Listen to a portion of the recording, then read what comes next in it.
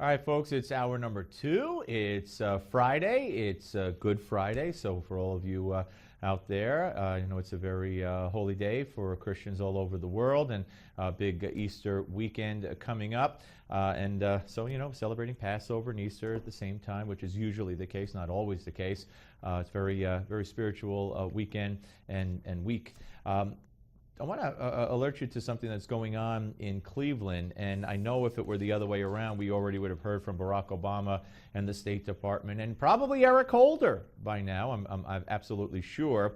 But according to FoxNews.com, about 25 Muslim drivers, cab drivers, dispatched to Cleveland Hopkins International Airport are refusing to drive cabs that are adorned with advertising for the region's upcoming gay games.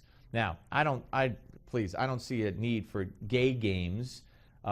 Gay athletes, you know, are not banned from anything. I don't know a case of someone saying I'm gay, so they're banned from, you know, from games. I know, of course, in Sochi, you had the whole Putin thing going on, and of course that was condemned by the State Department. But here you have these Muslim cab drivers.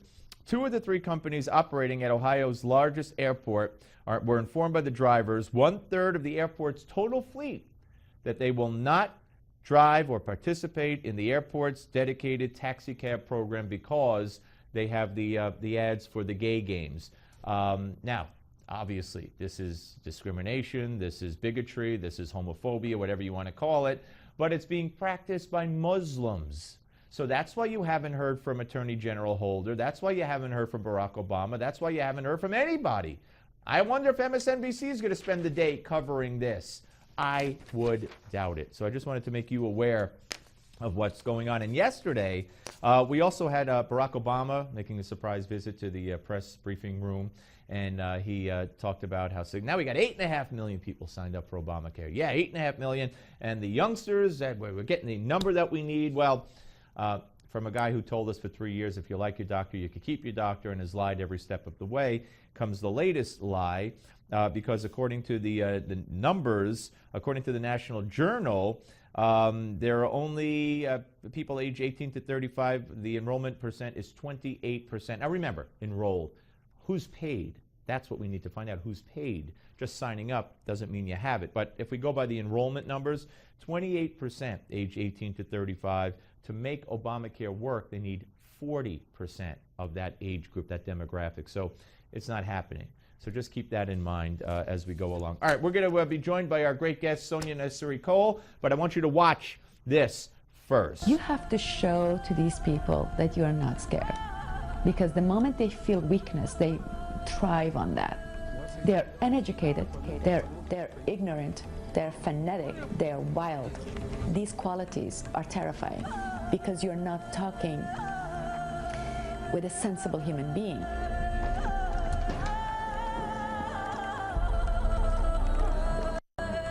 I was born in Kabul, Afghanistan, and I came to United States as a teenager after the Soviet invasion of 1979. All of a sudden you see Russian tanks.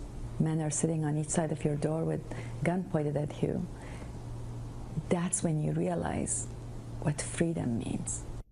All right, there is Sonia Cole, Afghan-American activist, director of the award-winning documentary The Black Tulip, and the author of Will I Live Tomorrow? I hold that book up in my hands right here, and of course Sonia joins us, so welcome back.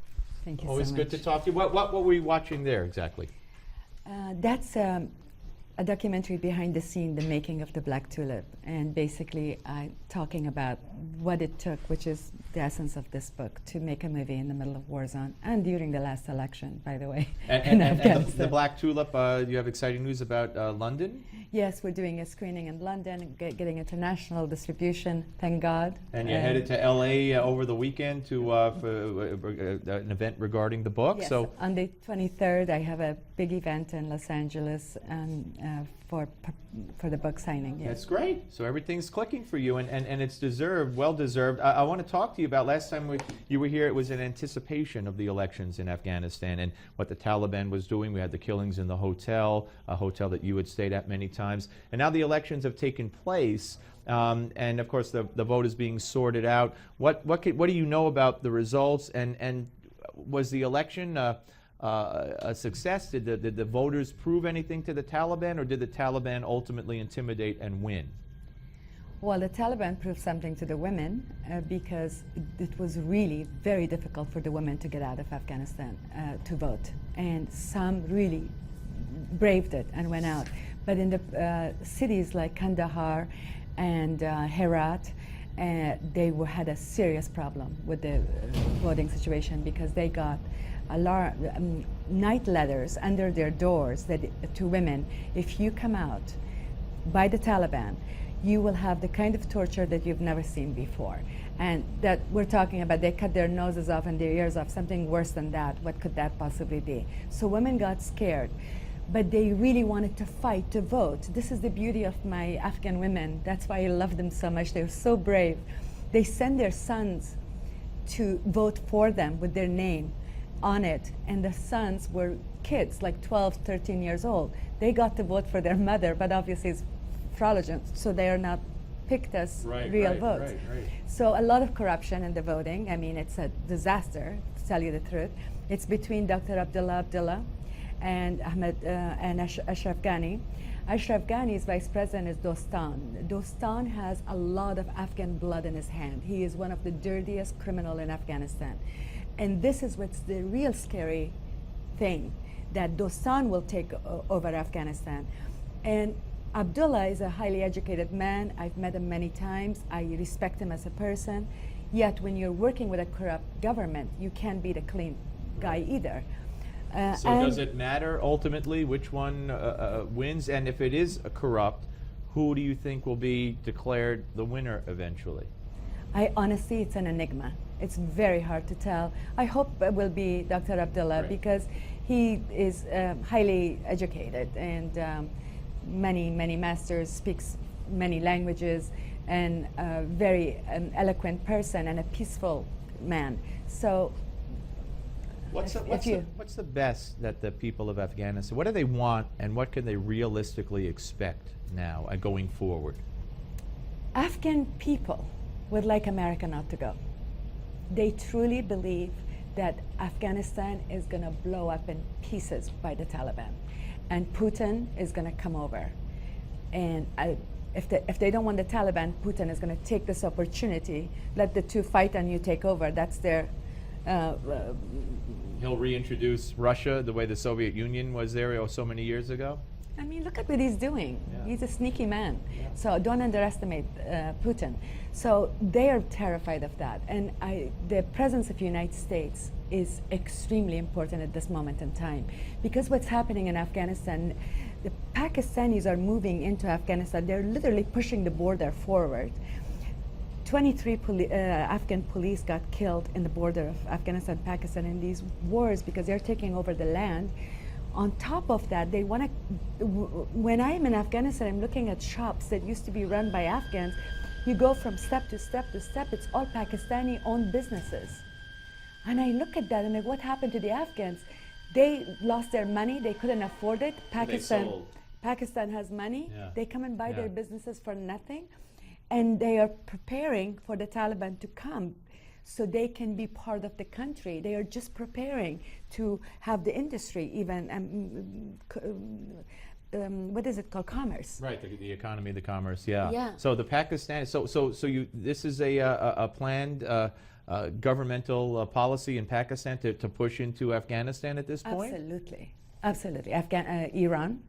Don't underestimate Iran, our worst enemy. So what you're saying is Afghanistan is totally vulnerable. You know, when Americans see Afghanistan, with all due respect, what we see and what we think of is, you know, people in the hills and you know the elders and the terrorists and the hills again. Yeah, we don't a man see with a gun and a woman with a burqa. We don't see the shops and everything that's in your movie in Black Tulip. But it's very vulnerable right now. It's almost, would you say that it's almost up for grabs at this point? Big time. This is what I really am trying and fighting every single day of my life for. I think we're underestimating by leaving really what could happen to the United States if we just leave them alone right now, because it's very vulnerable, up for grabs, as you said. Afghan population, 70% is under 35 years old. Do you know that? I mean, it's the youth that is running, and not old men. They are not, it's a young country that is starving for education. They are hardworking people. They are freedom fighters for what they believe. Does that make them, at the same time, is the paradox that that also makes them more susceptible to the hardline Islamists and the Taliban? Well, lack of education, Yeah. absolutely. I mean, not one Afghan one Talib is Afghan born. They all came from Pakistan and Saudi Arabia and Yemen, and they are influencing the young kids that don't have education. And as far as, you know, your push has always been, in addition to everything you've expressed, the whole, in total, the Afghani people, but women and the treatment of women. You talked about the threats, the notes under the door, the women, how they circumvented that by having their sons. But in general, right now, what's the outlook for women going forward with the future that you see? Bleak? Steve, I get emotional I see that. even answering this question, because I, as a American, Afghan woman, I have all the freedoms of the world for me. And I feel like the women of Afghanistan are totally silenced. And they have no hope and no chance in life because the Taliban are gonna destroy them. That's more than 50% of the population of that country.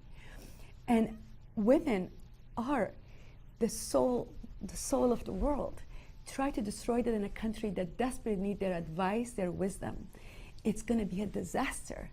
And I am doing and will do everything I can to free them from this. You've put your life in jeopardy. I have, and I will do it over and over again, because it is certain things in life is worth fighting for. This is one of them that is so important because they are they have no voice. Is this the Taliban specifically, or is this the Islamist philosophy that the Taliban has that represses women? Absolutely not Islamist at all. They are the antithesis of Islam. If you read the I mean, radical Islam, Sharia type thing. You know what I'm saying? Where Yeah. women are oppressed in many Muslim countries. Well, but they created under Wahhabi. That's a religion they created Right. called Wahhabism, yeah. Wahhabism has nothing to do with Islam. It's a religion they created under the name of Islam, and they are hijacking the world under the name of Islam. They have nothing to do with Islam.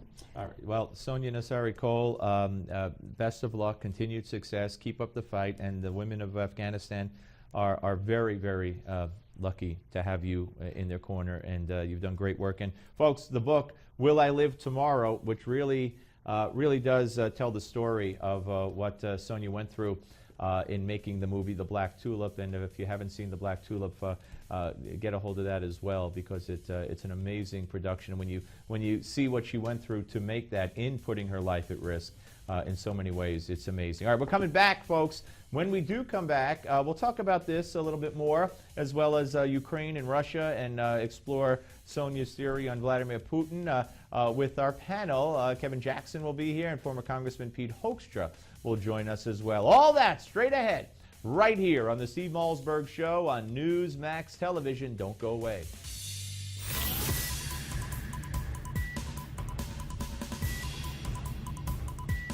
We don't just talk about the news, we talk to those making news. This is the Steve Malzberg Show.